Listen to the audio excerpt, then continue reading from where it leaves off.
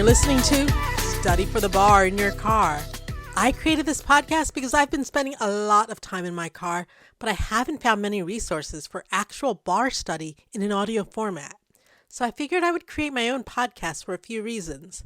Number one, I want to pass the bar exam. My thinking is that if I can dissect this information in a way for others to understand, that I'll be able to understand it better. But also, I want something to listen to while I'm driving. And this also goes for other forms of travel, whether you're on the airplane, if you're on the tube, if you're on the train, etc. So here's how it works. I've been studying for the bar exam for years and years and years. It feels like I've been studying for it forever. I have lots of notes, my own notes, copious notes. I have my own massive outlines. I have so much material. I think I have too much stuff. Well, I've put all my notes and all my outlines, everything together in a language model. Now, this is AI, more or less. So when I've put all of these things together, the output I've set is a podcast. And what we get is a male and female podcaster talking about the content, going over the study materials in a really fantastic way. In fact, they sound more real than I do now, and they're just bots. So, a few things to mention. What I'm going to do is start off every episode just speaking about some bar stuff that I'm doing, and then we'll have my AI friends join you, and then I'll come back in the end and I'll wrap it all up. So to start off, please remember, I'm a student just like you. I'm not an expert, and I haven't passed a state bar exam yet. Number two, I'm not giving legal advice. I've literally put my own comprehensive notes into AI, and the podcast is the result of that. Number three, AI isn't always correct, so don't come for me if there's an error. If I do find something, I will do my best to correct it. Number four, when you're driving, the most important thing is to be safe on the road. So if this podcast is going to distract you from driving, then you should definitely hit pause. Now, it's taken considerable time and my own resources to put all this together. I'm a poor law clerk, and I'm not asking for a donation, but if you know an attorney that needs a law clerk and that is hiring a law clerk, let them know. So I work as an independent law clerk for attorneys across the country. Extra set of eyes to look over something. Have them call on me. Yes, I am a law clerk. I specialize in deep dive research, writing motions, complaints, and appeals. I do lots of other stuff too. The areas that I really specialize in are personal injury and also criminal law, but I will do all sorts of stuff. I used to be a judicial law clerk, and I have a love of writing. Essentially, I'm a ghostwriter for attorneys. So if you are an attorney and you need help, or if you know an attorney who needs help, have them contact me at hello@legalwriterandlawclerk.com. That's hello@legalwriterandlawclerk.com. Now, if you want to contact me about this podcast, you can contact me at podcast@studyforthebarinyourcar.com. You know what? I really love long URLs, apparently. Anyhow, here it is. We're kicking things off with my AI friends with civil procedure. Let's get into it. Welcome to this deep dive, your Study for the Bar in Your Car companion. Great to be jumping into this. Today we're laser focused on, well, a really foundational area for bar success, civil procedure. Absolutely critical. You can't pass without knowing this stuff. And a huge thank you is in order for Angela, an LLM law student, for compiling the fantastic materials we'll use today. Yeah, we're calling them Angela's notes, and they are super helpful. Definitely. So our mission here is, a clear, efficient overview of the key Civ Pro concepts. Hit the need-to-know areas, keep you on track. Exactly, without getting totally bogged down. Think of it like a roadmap. Covering the whole journey, really, from where a case starts. Right through to the final appeal. We'll pull out those core principles you absolutely need for your bar prep toolkit. Sounds good. Civ Pro is basically the rule book for federal lawsuits, right? Yeah, right. Understanding it isn't just about memorizing rules, it's knowing the strategy, the potential traps, as a case winds its way through the system. Angela's notes give us a great framework. Yeah, hitting jurisdiction, venue, what law applies. Pretrial, trial, appeals, Mhm. all the essentials. Let's get started. Okay, let's dive right into that very first question when a legal problem pops up. Where can you actually file the lawsuit? Yeah, where do you begin? And Angela's notes remind us this boils down to two key things. First, personal jurisdiction. Does the court have power over the actual people or companies involved? Right. And second, subject matter jurisdiction. Does the court have the authority to even hear this type of case? Let's tackle personal jurisdiction first. Okay. The big idea here, as Angela's notes really stress, is minimum contacts. Minimum contacts. Yeah. For a court to fairly pull a defendant into its state, that defendant needs, well, enough connection with that state. This is not just random. Exactly. Did the defendant purposefully reach out, like do business there, target residents? Angela's notes call it purposeful availment. Purposeful availment. And it shows intentional engagement, making it, reasonable for the state court to step in. Got it. And Angela's notes point out a kind of interesting edge case, too. Mm. Even just being physically present in the state for a short time can be enough for personal jurisdiction. If you're served properly while you're there, yeah, tag jurisdiction. Right, tag jurisdiction. Unless, of course, you were tricked or forced into the state just to get served. Yeah, that's a narrow exception, but definitely something to flag for the exam. So there's one specific way. What are the broader categories? Well, more commonly, you have specific jurisdiction. This is when the lawsuit itself directly connects to the defendant's activities in that state. So the claim arises from the contacts. Precisely. Angela's notes say even a single contact might be enough if the lawsuit stems right from it. Okay. Then you've got general jurisdiction. This is much broader. It's when the defendant is essentially at home in the state. At home, so they can be sued there for pretty much anything. Pretty much anything, yeah. Even if the lawsuit has nothing to do with their activities in that specific state. For corporations, Angela's notes highlight, this usually means their state of incorporation. Where they filed the papers to become a corporation. Right. And their principal place of business. Where the main operations are, the headquarters. Exactly, where the big decisions get made. Knowing that distinction specific versus general is really crucial. And Angela's notes bring up a practical point for the bar exam, too. Yeah.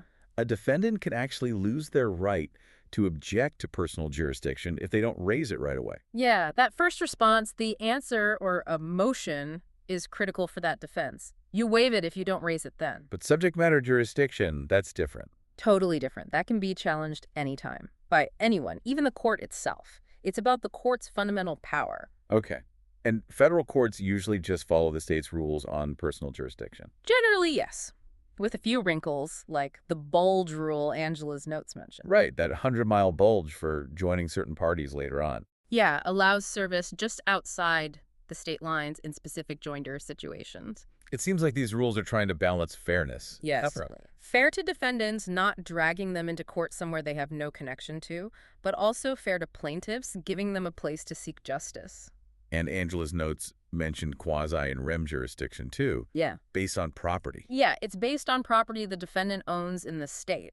Less common now because the Supreme Court has said you still need those minimum contacts, a reasonable link between the defendant, the property, and the lawsuit. You can't just seize property unrelated to the claim to get jurisdiction anymore. Okay, so that covers where someone can be sued. Now, how do you actually, officially tell them they're being sued? Service of process. Crucial step. Angela's notes really stress this. Proper service is non-negotiable. Absolutely. Even if the defendant knows all about the lawsuit, maybe read it in the news.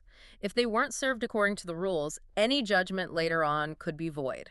Invalid. Wow. Okay, so what's the timeline like? Typically, Angela's notes outline, once you're formally served, you've got 21 days to respond. Answer or file a motion. 21 days. That's not long. It's not. But there's an incentive to cooperate. If the defendant agrees to waive formal service, basically says, okay, you don't need the sheriff to hand me the papers, they get longer.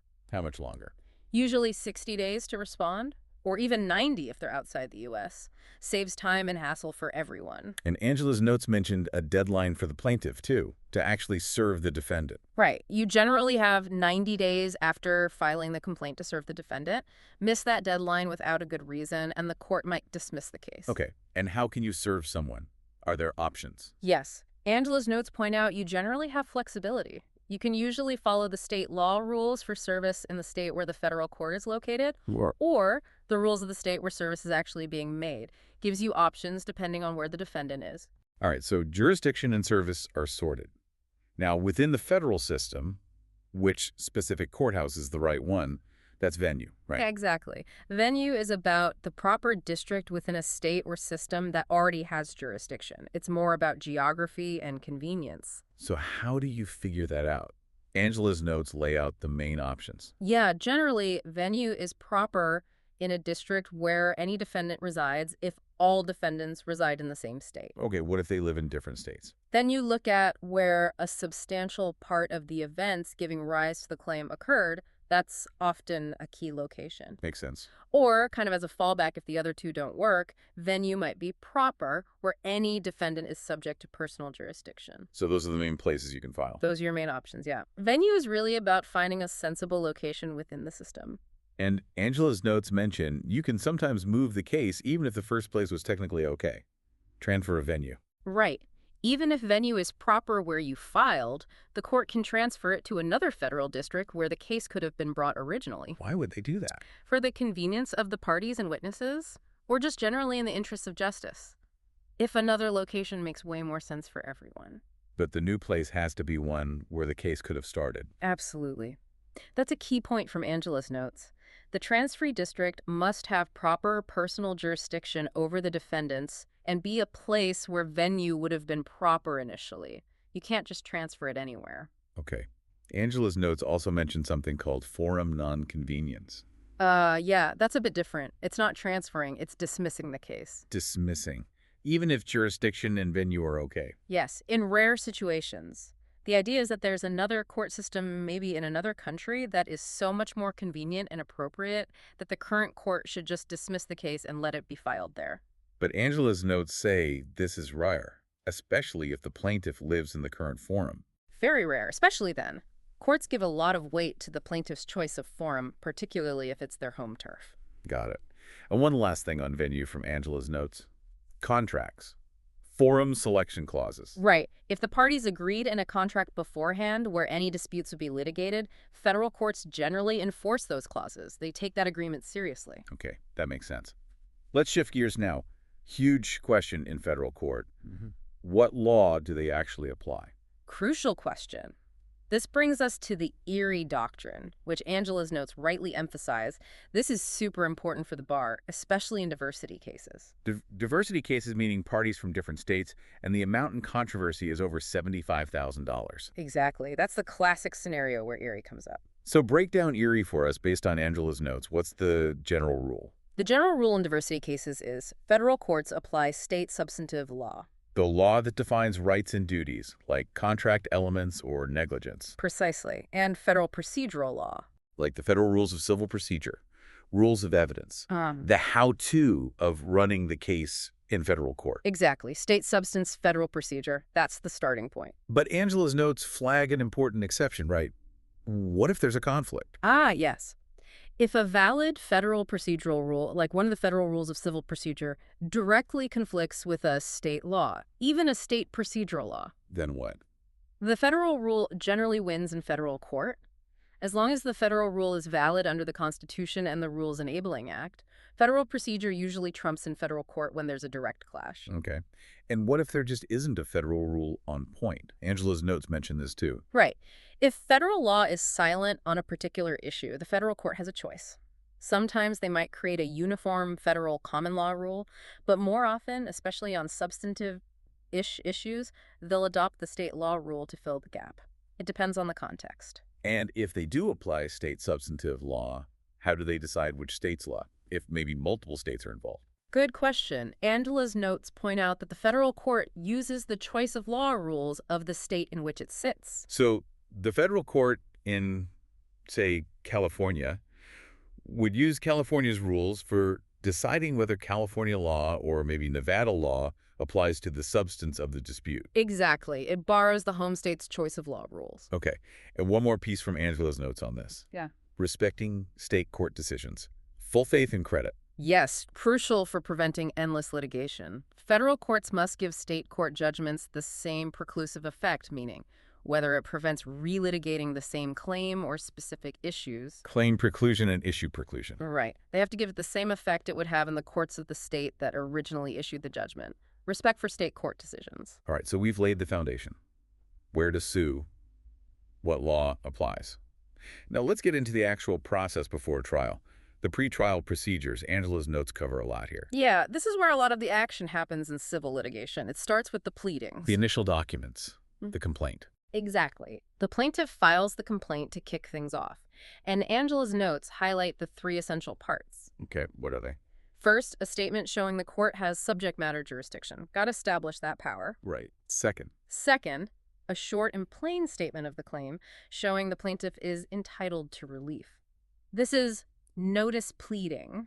Just enough to let the defendant know what the lawsuit is about. Basically, yeah. And third, a demand for the relief sought. What does the plaintiff want the court to do? Money, injunction, etc. Okay, complaint filed. Then the defendant responds with an answer. Right. And in the answer, Angela's notes explain, the defendant goes through the complaint's allegations. They can admit them, deny them, or say they lack sufficient information. But Angela's notes had a warning about denials. Yeah, be careful with just denying everything generally if you know some parts are true.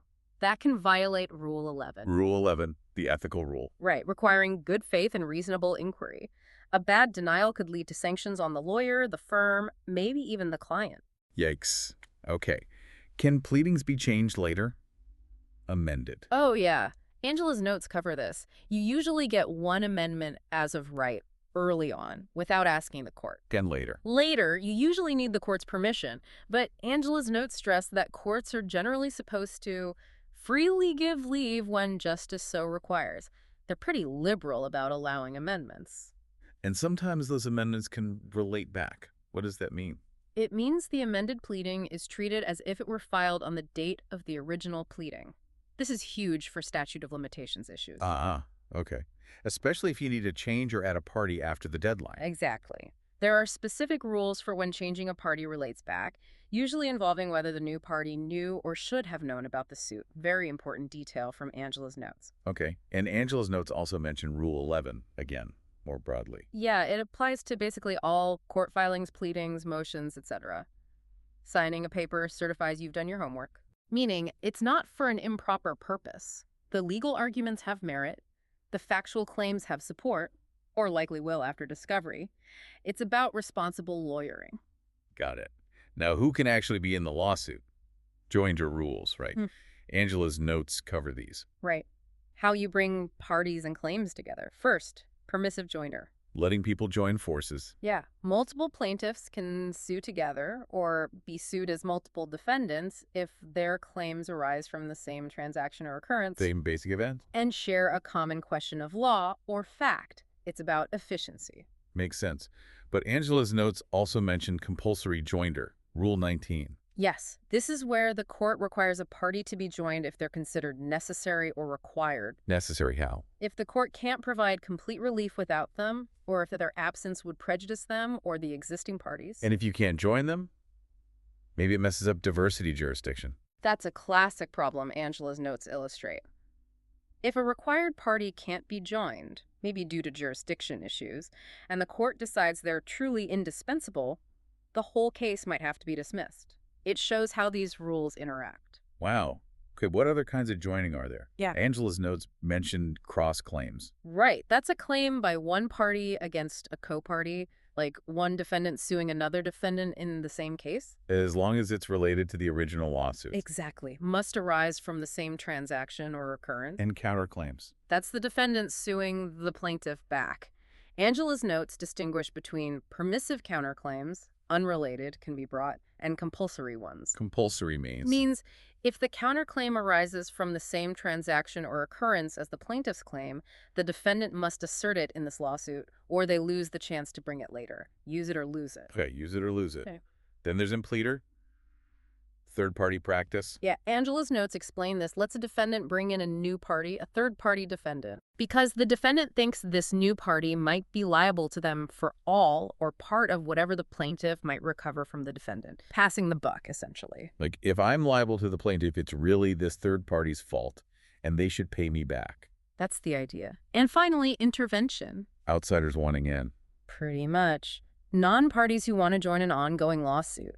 Angela's notes say they might have a right to intervene if they have an interest that could be harmed by the case outcome. Or- Or they might get permissive intervention if the court allows it, usually because their claim or defense shares a common question with the main action. Lots of ways to get parties involved. What about class actions? Angela's notes touched on those. Right, where one person or a few people sue on behalf of a whole large group. Angela's notes make the key point that federal procedural rules for class actions govern in federal court, even if state law is different. And you need court certification for that. Absolutely. You have to meet specific requirements noted by Angela: numerosity, too many people to join individually; commonality, shared questions; typicality, representatives' claims are typical; and adequate representation. Reps and lawyers will protect the class. And different types exist. Yes, with different rules about notice and whether class members can opt out, as Angela's notes mention. Complex area. Okay, moving into discovery. The information gathering phase. Angela's notes say this doesn't start right away. Correct. Formal discovery generally waits until after the parties have their Rule 26F conference. They meet, discuss the case, and develop a discovery plan. And they have to share some info automatically. Initial disclosures. Yes, Angela's notes highlight this. Parties have to provide certain core information like relevant witnesses and documents early on without even waiting for a request. Promotes transparency. So what are the main tools for digging deeper, according to Angela's notes? Interrogatory. Yep, written questions sent to another party. They have to answer in writing under oath after reasonable investigation. Can you object if they're too much? Sure, you can seek a protective order if they're unduly burdensome or seek privileged info. Okay. Then request for production. Right, that's how you get documents, emails, ESI electronically stored information, tangible things from another party. Angela's notes say you need to describe what you want with reasonable particularity. Makes sense. Depositions. Those are the oral question and answer sessions under oath, usually in a lawyer's office with a court reporter typing everything down. Angela's notes mention limits on how many and how long without court permission. And request for admission. Those ask the other party to admit the truth of certain facts or the genuineness of documents.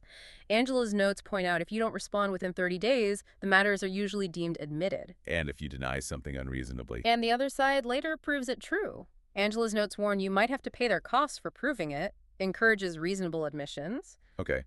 Is anything off limits in discovery? No. Work product.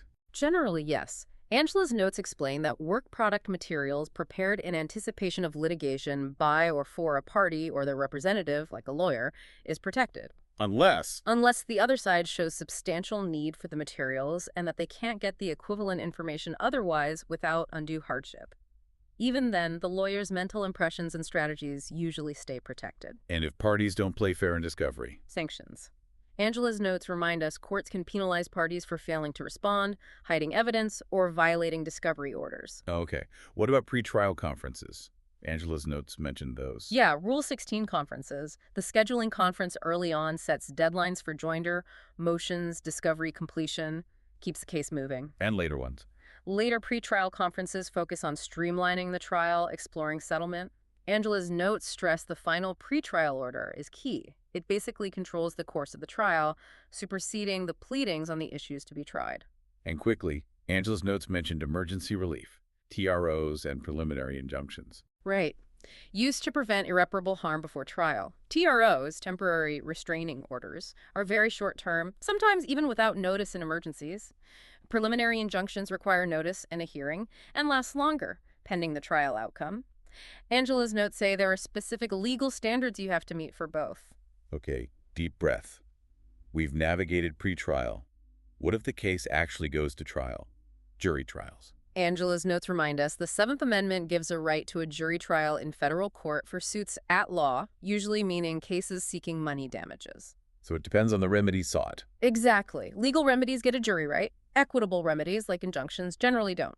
If you have both legal and equitable claims mixed together with common facts, What happens then? usually the jury decides the facts for the legal claim first, and the judge is then bound by those findings when deciding the equitable claim. How do you ask for a jury? Angela's notes mention a deadline. Yes, a written demand is needed, typically within 14 days after the last pleading directed to the issue is served. Miss it, and you waive the right.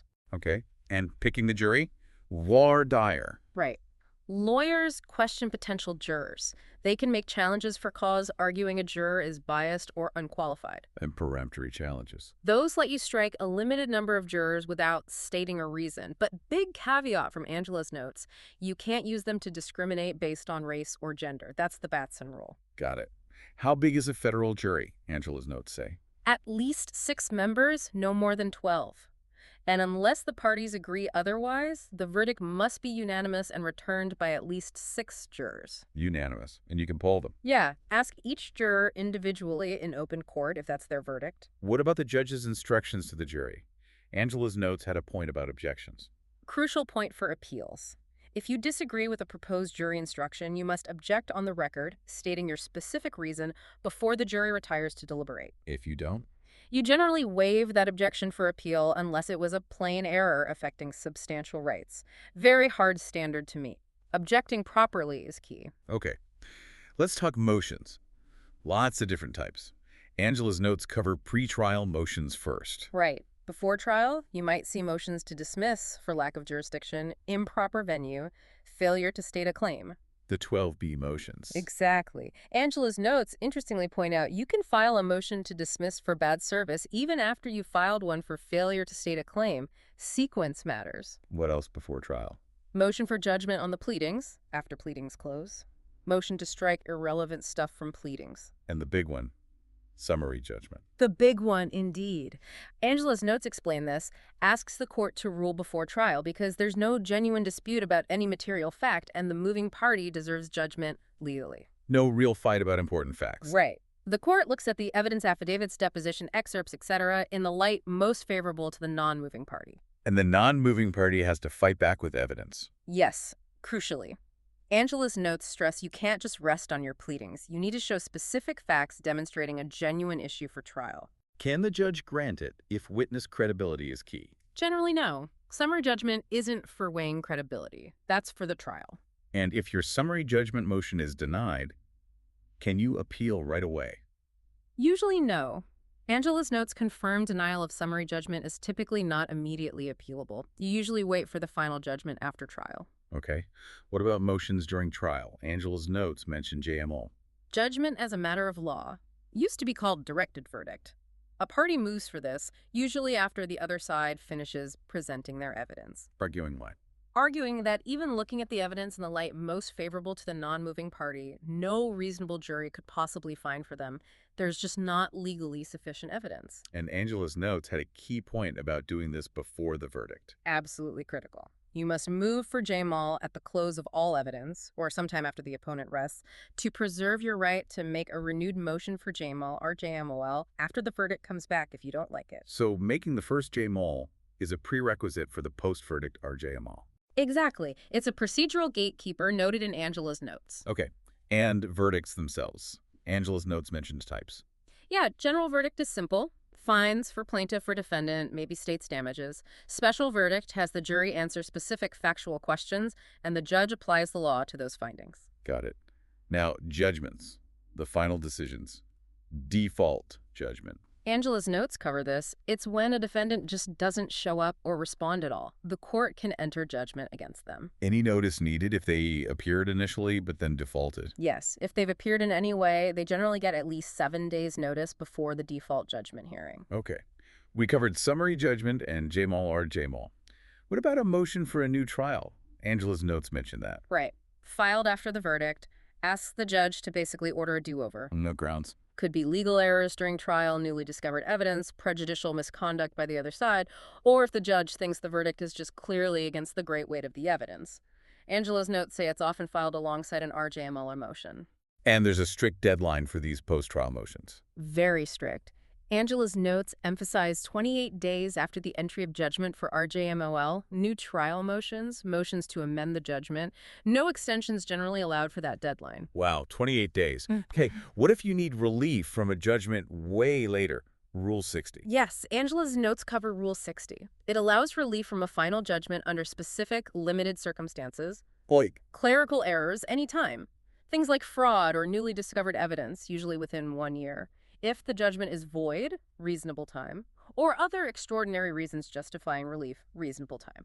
It's not easy to get, but it's there for exceptional cases. And finally on this, voluntary dismissal, plaintiff dropping the case. Right. Angela's notes say a plaintiff can usually dismiss voluntarily without court order early on, before the defendant answers or moves for summary judgment. So there's a catch. Yes, the two-dismissal rule.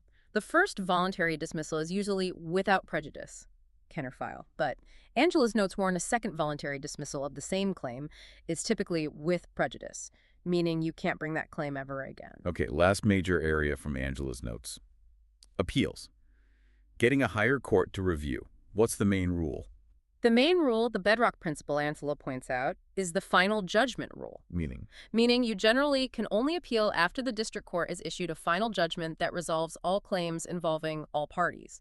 No appealing every little ruling along the way. promotes efficiency, avoids piecemeal appeals. Exactly. But there are exceptions, right? Interlocutory appeals. Yes, Angela's notes explain these allow appeals of certain non-final orders in specific situations. Like what? Orders about injunctions, granting or denying. Orders certifying or denying class action status. Also, the collateral order doctrine for certain important issues separate from the merits. But Angela's notes specifically said denying a motion to dismiss for lack of personal jurisdiction usually isn't immediately appealable. Correct. That's typically something you have to wait until after the final judgment to appeal. Can the district court help get an issue appealed early? Certify it. Sometimes. Angela's notes mention the district court can certify an order for interlocutory appeal if it involves a controlling question of law where there's substantial disagreement, and an immediate appeal might speed up the whole case. Requires appellate court permission, too. Okay. And when an appeal does happen, how does the appellate court review things? Different standards. Yes. The standard of review is key, as Angela's notes detail. Questions of law. Review de novo. Fresh look, no deference to the trial judge's legal conclusion. Right. Findings of fact made by a judge in a bench trial. Reviewed for clear error. The appellate court has to be firmly convinced a mistake was made. Deferential. Rulings on evidence, admissibility. Abuse of discretion. Was the trial judge's decision unreasonable? Also deferential. What about punitive damages constitutionality? That gets de novo review, Angela's notes say. Less deference there. And reviewing a jury verdict, like after an JMOL denial. Substantial evidence standard. Is there enough evidence that a reasonable jury could have reached that verdict? Deferential to the jury. And those jury instructions where no objection was made at trial. Plain error review. Super high bar. Error has to be obvious, affect substantial rights, and seriously undermine the fairness of the trial. It's why timely objections are so important. We have definitely covered a ton of ground here in this civil procedure deep dive. We really have. All thanks to Angela's excellent notes guiding us. Absolutely. And remember, as you're studying, maybe listening in your car, the key for the bar isn't just knowing the rules in isolation. Right. It's understanding how they fit together, how they apply in different situations. That's what the exam tests. We really hope this overview has given you a clearer roadmap, a better handle on Civ Pro, highlighting those critical areas from Angela's notes for your ongoing studies. Yeah. Keep asking those core questions as you do practice problems. Jurisdiction, venue, what law, what procedural step now, was the trial fair, is this appealable? Thinking like a lawyer navigating the system. Exactly, that's the skill. And remember, each topic we touched on today has more depth, more nuances. It's definitely worth continuing to explore them in your own study time using resources like Angela's notes. Absolutely. Keep digging deep. We wish you all the very best as you continue on your bar exam journey. Keep working hard, keep reviewing, and you will be well prepared to succeed. Okay, hey, it's me again, Angela, your real life living and breathing host. So yeah, that was a pretty comprehensive opening for civil procedure. So we have coming up 8 more episodes on civil procedure where we break it down subject by subject here. And yeah, I think I enjoyed that podcast. I think it's really good to have these 2 people discuss my notes. It's I don't know, it's weird, but I love it. Anyhow, thank you for listening. Please subscribe to this podcast. If you need to reach me about the podcast, you can reach me at studyinthebarinyourcar.com. Thanks so much, and I'll see you on the next podcast.